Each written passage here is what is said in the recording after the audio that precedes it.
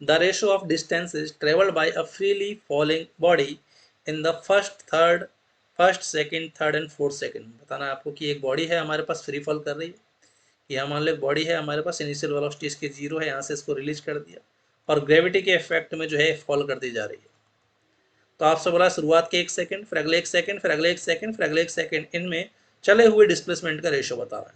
वैसे तो ये स्टैंडर्ड रिजल्ट है, उनको याद ही होता है कि फ्री फॉल में रेस्पेक्टिव सेकंड्स में जो डिस्टेंस कवर्ड होती है उसका रेशियो आता है ऑड नंबर्स में, तो 1 3 5 7 9 विल बी द आंसर। चलो इसको अगर अपन प्रूफ भी करें तो nth सेकंड में डिस्प्लेसमेंट का फॉर्मूला अपन को पता है क्या होता है यूनिफॉर्मली एक्सलेटेड मोशन के लिए। nth सेकंड में चला हुआ वेलोसिटी nth सेकंड में चला हुआ डिस्प्लेसमेंट होता है u plus a by 2n minus 1 where n is that nth second. जैसे आपसे बोल दे कि 10th सेकंड में चला हुआ डिस्प्लेसमेंट बताइए। अब 10th सेकंड का मतलब क्या है कि 0 से लेके 10 सेकंड में ये पार्टिकल कुछ डिस्टेंस चला होगा, फिर 0 से लेके 9 में भी चला होगा यहाँ तक। तो ये तो हो गया 10 सेकंड में डिस्प्लेसमेंट इन 10 सेकंड्स, तो उसको तो सेकंड इक्वेशन ऑफ मोशन से निकालेंगे। लेकिन अब मैं कहूँ कि 10th सेकंड में ही बताइए, 10th मतलब केवल ये लास्ट वाला 1 सेकंड। अब लास्ट वाला एक कब स्टार्ट होगा, जहां 9th खत्म हुआ है वहां से 10th स्टार्ट हुआ, तो this is the 10th second, this last second is the 10th second. तो 10th सेकंड का डिस्प्लेसमेंट निकालने के लिए क्या करें अपन, टोटल 10 सेकंड के डिस्प्लेसमेंट से 9 सेकंड का डिस्प्लेसमेंट सब्ट्रैक्ट कर देंगे तो क्या आ जाएगा 10 सेकंड का डिस्प्लेसमेंट। हालांकि ये रिलेशन हमने निकाल भी रखा होता है, स्टैंडर्ड रिलेशन है। तो nth सेकंड में अगर मेरे को अपन को डिस्प्लेसमेंट निकालना तो सीधा सीधा रिलेशन लग सकता है। अब फ्री फॉल के लिए अगर मैं देखूं तो फ्री फॉल में एक्सेलरेशन कांस्टेंट होता है जी डाउनवर्ड।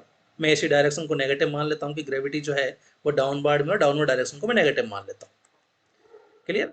तो उस हिसाब से अगर मैं देखूं तो फर्स्ट सेकंड में डिस्प्लेसमेंट क्या लिखोगे, डिस्प्लेसमेंट इन फर्स्ट सेकंड क्या हो जाएगा, u तो 0 है तो u plus a by 2 into n minus 1, और n क्या फर्स्ट, तो फर्स्ट सेकंड में डिस्प्लेसमेंट के लिए 2 into n minus 1।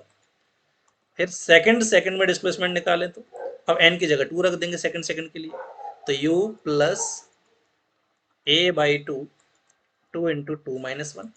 Similarly third second का अगर डिस्प्लेसमेंट निकालूं तो वो हो जाएगा हमारे पास u plus a by 2 into n की जगह 3 आ जाएगा माइनस 1। अब रेशो निकाल रहे हैं तो ये तो कैंसिल हो गए हमारे पास, ये आ गया 1, ये आ गया 3 and this is 5। Fourth second में देखते तो 7 आ जाता, तो ऑड नंबर्स में ये रेशो आएगा हमारे पास। क्लियर। तो आंसर थर्ड हो गया। एक चीज और ऐड करना चाहूंगा मैं यहीं पे कि जरूरी नहीं है हमारे पास कि ये रेस्पेक्टिव एक एक सेकंड के इंटरवल का ही रेशो, डिस्टेंस का रेशो पूछे। अगर ये कहता है सेम टाइम इंटरवल देता है कि शुरुआत के 5 सेकंड में इतना गिरा, फिर अगले 5 सेकंड में इतना गिरा, फिर अगले 5 सेकंड में इतना गिरा, तो 1 1 की बजाय 5 5 सेकंड का अगर मैं डिस्टेंस का अगर रेशो देखूं तो वो भी ऑड नंबर ही आता है, सिंपली 135। अगर आपसे कहे शुरुआत के 10 सेकंड में इतना गिरा, अगले 10 में इतना गिरा, अगले 10 में, टोटल 10 में नहीं, हर अगले 10 में, पहले शुरुआत के 10 सेकंड में इतना गिरा, फिर अगले 10 सेकंड में कुछ गिरेगा, फिर अगले 10 सेकंड में कुछ गिरेगा, तो इन हर सेम टाइम के इंटरवल में जो चली हुई डिस्टेंस है उनका रेशो ऑड नंबर होगा। ठीक है।